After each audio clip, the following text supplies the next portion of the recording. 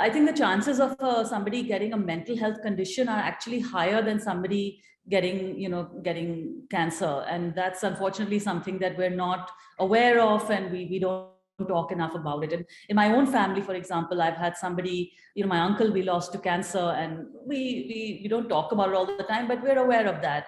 And I have somebody who took his own life, but we would never talk about that.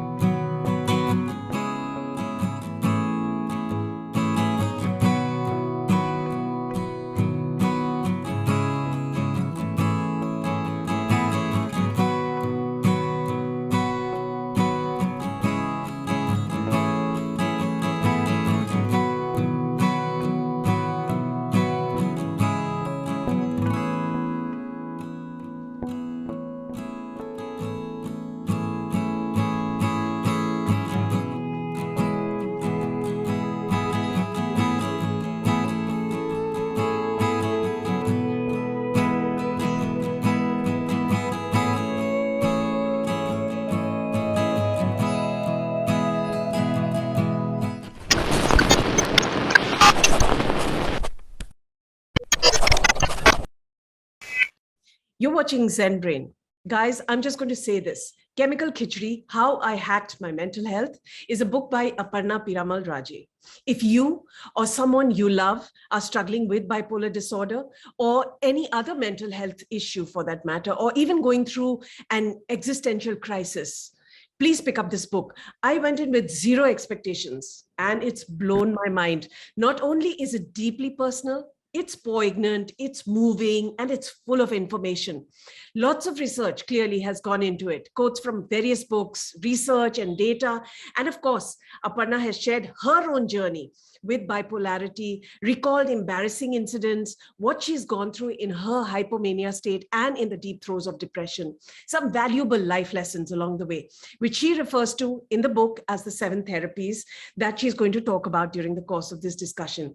And the best part for me really is that it's tinged with understated humor. And I'm absolutely thrilled to have Aparna join me on Zen-Brain. So thank you very much, Aparna, for taking the time and joining us. That's an amazing introduction. Thank you so much, Shruti. What a book, Aparna. We spoke yesterday and I said to you, I feel like I know you intimately. And here's the thing, which is so contradictory, isn't it? Because many people are unaccepting of their mental health issues and even hide it because they fear being judged. And here you are sharing your struggle and people love you for it and applaud you for it, isn't it? Yeah, well, it's early days yet. So let's see. But I have to ask, especially because you come from a well-known business family, was there any sort of resistance to you sharing all of it in your book? I think they didn't have any resistance to me sharing the story. They worried about what it would mean for me to revisit everything I had to revisit in order to write the story. So, whether I had the distance from the material in order to be able to do that. That was really the question. I don't think anybody was worried about what people might say, for example. And that's to a certain extent justified even, right? So just to put it out there for those who don't know, bipolar disorder is a serious mental health condition where a person experiences extreme mood. So very, very low phases of depression and massive highs, also known as mania or hypomania. Aparna, with all the research that's led to this book, tell us, bipolar disorder is not really as uncommon in India as we think, is it? Yeah, I mean, it's about, 0.5% to a percentage of the population that might have it. And it's much less than a condition like depression or anxiety, which are much more commonplace. But that doesn't mean, given India's numbers, I mean, that's still a huge size, right? So that's a lot of people. Absolutely. And I think it's mentioned in the book, some 200 million people have are affected by some sort of mental disorder, which is actually more than cancer. So it is something to worry about. Yeah, I think the chances of somebody getting a mental health condition are actually higher than somebody getting cancer. And that's unfortunately something that we're not aware of, and we don't talk enough about it. And in my own family, for example, I've had somebody, my uncle we lost to cancer, and we don't talk about it all the time, but we're aware of that. And I have somebody who took his own life, but we would never talk about that incident, so. And that's the good thing of having books like this come out, and for us to have these discussions, is to normalize conversations around mental health issues. Whenever I talk to somebody about my issues or my condition, then they immediately, they actually just immediately start talking about their conditions and, their mental health issues in their family. So I don't know anybody who's not been affected by it. And that was the purpose behind the book, really, was to normalize the conversation, because it is so normal in our family. It is part of what my son will joke about it with me, or my sister will joke about it with me, and we kind of look at it from almost in a funny way. So yeah. And then, that's it. And I like that point that you've made, even in the book, make humor a part of your life. And I think all of us who've had that in our life know that, life becomes better if you just sometimes learn how to laugh at yourself and situations. So yeah, definitely. So Aparna, I've heard this from many people who live with bipolar disorder in particular, and other mental health issues, that it takes them many, many years to A, reach the correct diagnosis, B, reach a suitable chemical cocktail. Then this is very important. You've mentioned this in your book as well. And C, reach a level of holistic care, which includes exercise, nutrition, etc. How long did it take you? So, I think I would say I've stabilized in the last few years. The last 4 years have been pretty good. I've had periods of stability over the last 20 years. So I've lived with it for, 22 years. But I've had definite periods of stability during that time. But this time I feel like it's here to stay. And I hopefully will not have another relapse. So I think the reason it's difficult to diagnose, Shruti, is that, it has variations of many other conditions, right? So there's depression also in bipolar. There is psychosis also that you see, which could happen in, let's say, a schizophrenia. There's insomnia, could be anxiety. So it is quite a difficult condition for that reasons to diagnose. I did get diagnosed early, but we were not fully ready to accept it. And we went more for talk therapy rather than medication. So that was the route that we opted for a long time, until we reached a stage where we realized this has to be medicated, and then we finally got onto it. And then I've been now taking medication for close to 9 years. Yeah. Mm-hmm. So when was the time that you realized, okay, this is really serious? I was in an ashram in Bihar, and it's not a spoiler because the book starts off with it. And I had gone there already in a volatile state, but I was getting more and more manic. There were and I got really psychotic. There were literally voices in my head and delusions and hallucinations, and I was really not in control of what I was thinking or doing or feeling. And I couldn't travel back by myself. My husband had to come get me, and when they saw me kind of really with this very splintered mind, it was pretty apparent that I needed something to tranquilize me, and that was medication. There was no other way out. So, and you've just described what you've gone through in that hypomania state, and you've likened in your book this hypomania state to a tornado, right? And you Shruti, I'll just distinguish between hypomania and mania. Right. So hypomania is like a lesser form of mania. And actually, when you're hypomanic, you're actually quite productive. You can be very creative. You can have a lot of ideas. And, it's actually quite almost a joyful and elated state. But when you're manic, that's another extreme. And then you really have, not much control over your thoughts and emotions. And it's a more extreme and severe state. So yeah, it's important to distinguish between the two. Yeah, fair enough. So you seem to have channelized even during the mania stage or hypomania stage into your writing. Yeah, so that's the way I express myself. I think people do different things when they're manic or hypomanic, okay? They can get into substance abuse, they can go and trash a restaurant, they can do all sorts of different things. But for me, that expression has always been in writing. Some of the stuff that I write when I'm manic or hypomanic is good. Some of it is not very good. So it just varies. But I think there's just these bursts of productivity and creativity. And, and I think that's been my expression always. So, yeah. And I must admit, your journal entries are prolific, even, despite the state that you describe. It's described so articulately, and along with your poems, which you've included in the book.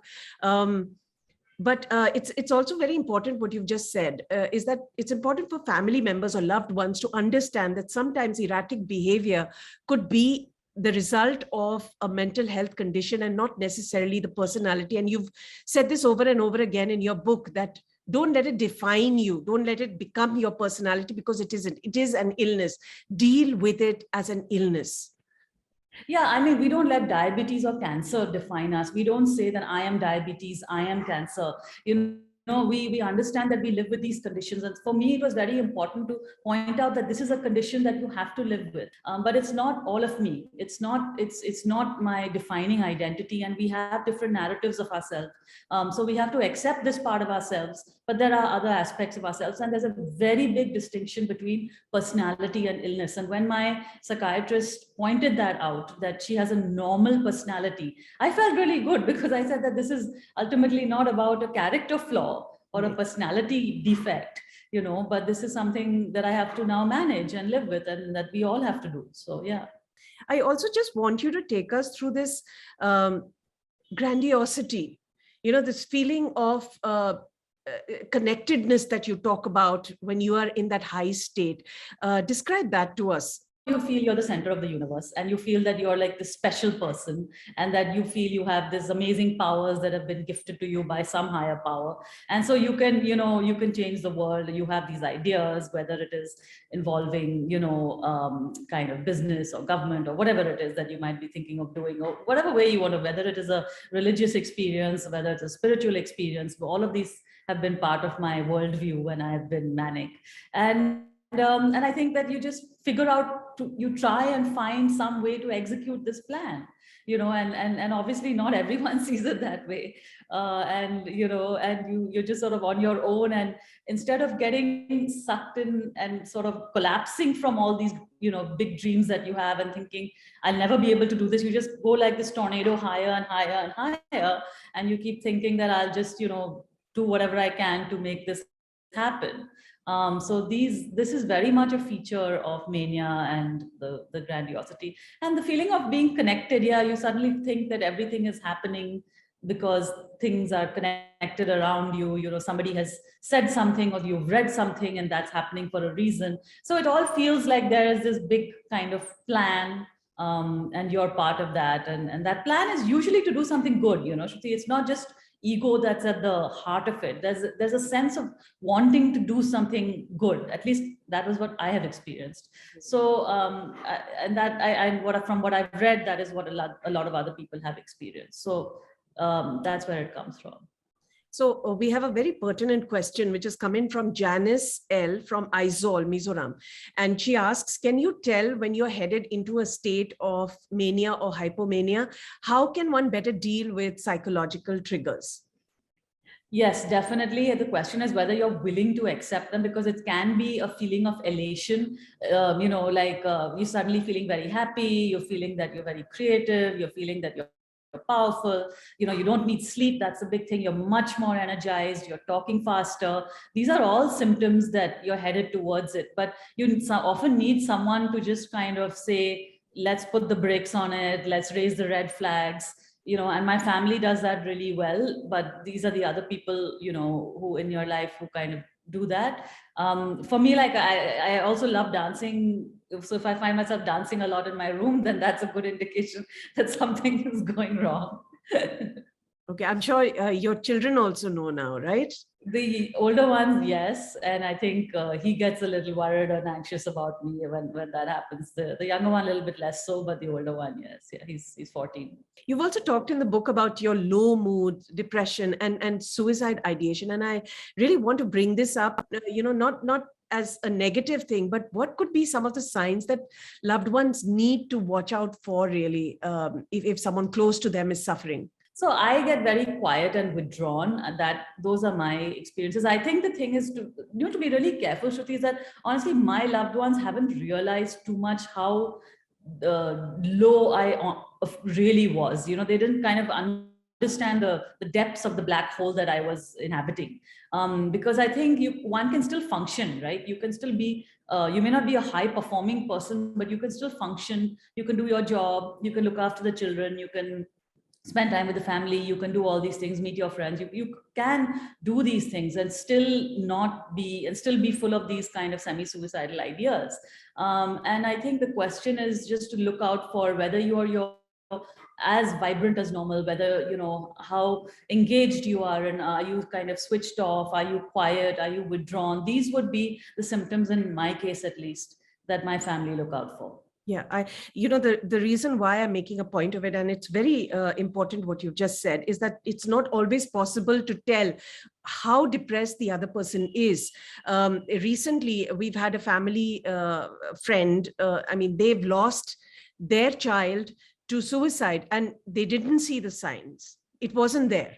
So, just for families to be vigilant. A happy-go-lucky person could also be depressed, could also be facing suicidal ideation. I just think it's really important to kind of, be vigilant and look out for the mood swings, because they're very subtle. These nuances are really very subtle. Mm-hmm. So you've spoken about the 7 therapies in your book, your life learnings. Could you give us a brief summary of some of these therapies and what would be some of the important ones for mental health issues per se? So I think there are 3 that are really important for what I call just survival. And then there are 4 that are important to thrive, So for me, for survival is just to get you to the start of this whole marathon. And that is really, the first part is the medical therapy, which is the drug therapy and the psychotherapy. I think that's really critical. Having someone to talk to, having a good mental health professional in your life. The love therapy, which is the role of the caregivers in your life. They need not necessarily be your family. They could be other people who are really playing that role. Acceptance from them, and really, having an environment which is very stable and supportive. And then the third part is the lifestyle part, which I think we often, we know, but it's so hard to execute, right? Like to sleep, to have the right diet, to exercise. I think we all know about this. It's important for all of us anyway, whether or not we have a mental health condition. But I think for mental health conditions, sleep is just absolutely an imperative. So these are the 3 that are really important for survival: lifestyle, love therapy, and medical therapy. The other 4, which have really played a role in my life, and I think this will depend on each person. So for example, I call the therapy of empathy and allies. So there are these people who are a little bit distant from the family, but play a very, very important role. They could be mentors, friends, networks like a book club or a writing club. In my case, they've been really important in supporting me. Work therapy was a game changer for me. To be able to talk about my condition with my work colleagues and with my bosses was really an important aspect of it. Then the conversation that you have with yourself. I think this is really an important aspect of my development. You talked about the journal writing. I did it through my journaling, but I think there are different ways to have that conversation. But journaling, I think, is one that any of us can do. And then spiritual therapy, which, even if you're not very spiritual, you don't have to be religious, and certainly you don't have to have a particular faith. But I think if you have some inclination towards mindfulness, gratitude, understanding what emotions are all about, then that really helps you to understand the triggers. And once you have some understanding of the triggers, then you have a better handle on the condition. So the survival part helps you to, how do I manage and what do I manage? And then the thriving part really is why is this happening, and how can I get deeper to understand what those issues are. And like you said, this is not particularly only for people who are going through bipolar disorder or any other mental health issue. And I think it's relevant for anyone even going through an existential crisis or everyday living. I think it's critical, this, especially this lifestyle therapy. I find is relevant for everyone. Yeah, I think it's really important too. I just want to, for a moment, focus on love therapy and how crucial it is to treat mental illness as a team sport. You've talked about it over and over again. And you've been fortunate. Your husband, Amit, has been such a pillar of strength, as of your mother and sister. Now, here is a question from someone on our social media handle. It's come in anonymously, who asks, what if someone's spouse or loved ones are incapable of taking care if they are suffering from a mental illness like bipolar disorder? What is the alternative, at least in India? So I think there are a couple of options there. I think that first of all, we do live in a society where we have extended family. So there are other, people who might play that role of the caregiver. In my own family, I have other family members who I'm very close to, who also, they're not exactly caregivers, but they are definitely there for me to confide in and get their help. So I think those are important. You can find an uncle or an aunt or a cousin or somebody who can play that role also. I think there's also this whole idea of the wider community of networks, and this is where the allies in your life can come in, friends, community members, neighbors, all of these people. We really live in this nation, which I like to say that we live in a chatterbox nation, not a chatbot nation. So we have so many people we can talk to. So I think it's really important to trust people with that vulnerability of yours, and you'll never know who will actually help, helping you out. Like in my book, I think I've interviewed over 60 people who've been in my ecosystem, but that's because there are 60 people who I've trusted with my condition, and they've not betrayed my trust. So I think that is really important. And of course, then there are mental health professionals that you can count on. But I think for the immediate support, if you're not finding that your family is that supportive, you can always look elsewhere, and there will be somebody the other who will be, step up to that role. But it also brings us back to the point that I began with, that it's important for you to be able to share it with your ecosystem, right? If you hide it, if you're not open about mental health issues, then there's nobody who knows who can help you, right? So it works both ways. No, you have to. I mean, Shruti, people are telling me that you've got a lot of courage to write this, but I said, courage is really a marathon. Like when you asked me 10 years ago if I was ready to accept the fact that I am bipolar, I was not. If I went to see the dermatologist or the dentist or something, and they asked me what medication you're on, like very reluctantly I will fill in I'm on lithium, So and because I knew they would then ask like, why are you on lithium or whatever. So the point is, you have to start trusting people. It takes time, but if you don't trust somebody with your vulnerability, you can't expect them to really help you without knowing what the whole situation is. Mm-hmm. So in one of the therapies, which is self-therapy, you've talked about something that a lot of us have struggled with, and which is how we define success. In your journey, having studied at some of the best institutions around the world, Oxford and Harvard Business School, switching your profession, struggling with mental health issues alongside, being a wife and mother, how have you redefined success? Yeah, so I used to think that, that happiness, that success was really happiness, that basically if I was successful, then I would be happy. But now I just feel that if I'm happy, then I'm successful, so I just flipped that equation on the head. And it was a whole process because, I had to completely re-examine my notions. I would go to all these Harvard Business School reunions, and so many of my classmates were leading these huge companies, earning millions of dollars, or they're founding companies, or they're doing amazing things. And I really felt, what was I doing with my life, in comparison? And I think that we always compare ourselves to other people, and we just become unhappier.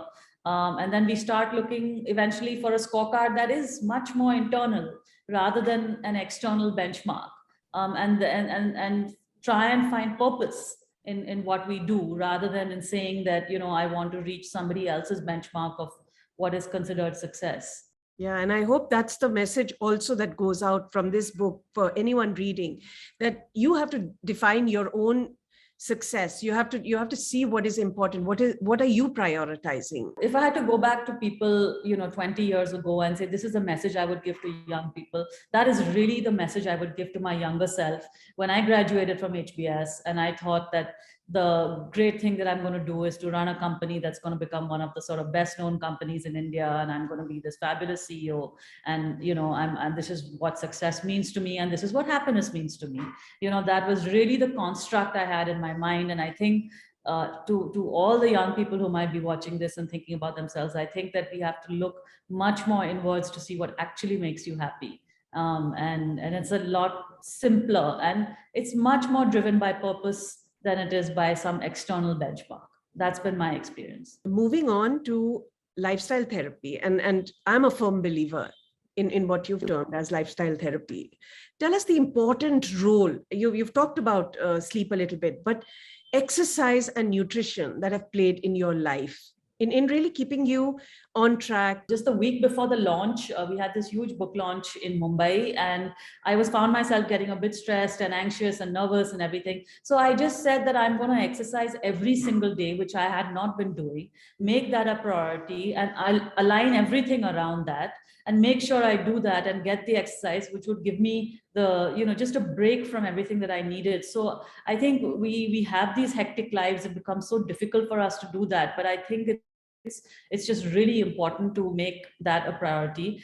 I struggle on nutrition. I have some terrible habits in terms of sugar addiction and carb addiction and all sorts of things that we're not supposed to eat nowadays.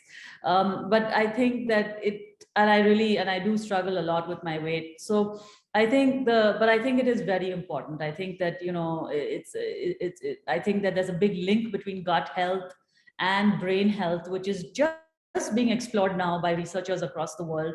So there's a lot to say that even the moods that we experience are related to the quality of our health, of our gut health. So I think that's like a clear indication. And of course, sleep, I said earlier, but there's apparently no psychiatric condition in which sleep doesn't play a role. So I think sleep is restorative, not just for people with mental health issues, but for everyone. Mm-hmm. And the thing to say about it is that if you want to live with a mental health condition and sort of thrive with it, you need to have a lot of discipline. Like I put a lot of boundaries on my day. Like I won't go out more than a couple of times a week. I won't do any work after dinner. I'll try and end my day with having dinner with the kids. I'll try and begin or end the day with exercise. So there are these rules that I try and follow, which are rituals now. They're not rules, but they put certain boundaries on my day. They put a certain rhythm to the day. So that helps me remain balanced. I think that's really important. Yeah, a disciplined life. On an ending note, what would you like readers, viewers to take away from your book, really? You've talked about success, you've talked about various things, but what would be the three key things? Well, I think the first thing I want anyone to understand is that if you can have a mental health condition, you can still live the life you want to. I think that, so many families are devastated by these issues, but I think that if you really want to, that I hope this book provides hope and inspiration and some tools and techniques that one could adopt to live that life. The second thing I'd want to say is that it's really a team sport. And you have to think about not just the team that you have on your side, but on whose team are you? Because, even while I'm getting all this help from people around me, I'm also a primary caregiver to my family and to some very immediate close friends also. So, I'm also in that role. So I think we play that role of being an ally and being caregivers and also being recipients. So whose team are you on? And I think just to keep in mind that there's a difference between personality and illness. So I think the biggest questions I get, Shruti, right now is people accepting that, not wanting to go to the doctor, not wanting to go to a therapist, not wanting to take meds, not wanting to see a psychiatrist. I mean, we're just grappling with these survival issues. So I think if people understand there's that difference between a personality and illness, then that might help in, making some of those obstacles a lot easier. You said it so beautifully. Thriving with mental health illnesses, making it a team sport, knowing which team you are on, and personality versus illness. In fact, some of my valuable takeaways from the book is that bipolar disorder, and for that matter, any other mental health issue, is an illness and should not define you. It's not your personality, just like heart disease or having high BP or diabetes is not your personality. So you, Aparna, have rightly termed mental health issues as a team sport that needs as many allies and loved ones to chip in different ways. Also, the message is loud and clear. I love what you said in the book about stop feeling like a victim if you're suffering from any mental health issue. This is so important because here is a perfect example of someone like yourself who battled it, continues to battle it, and has now even written about it so that the book can help hundreds of thousands of people around the world. Chemical Khichdi, How I Hacked My Mental Health, is now available in all the usual places. And it's a wonderful, informative read. I would really advise you to pick up a copy. And thank you, Aparna, for joining us on Zen-Brain and sharing your vast experience, learnings, and indeed your life. We really loved it. Thank you so much for having me. It was really been a pleasure.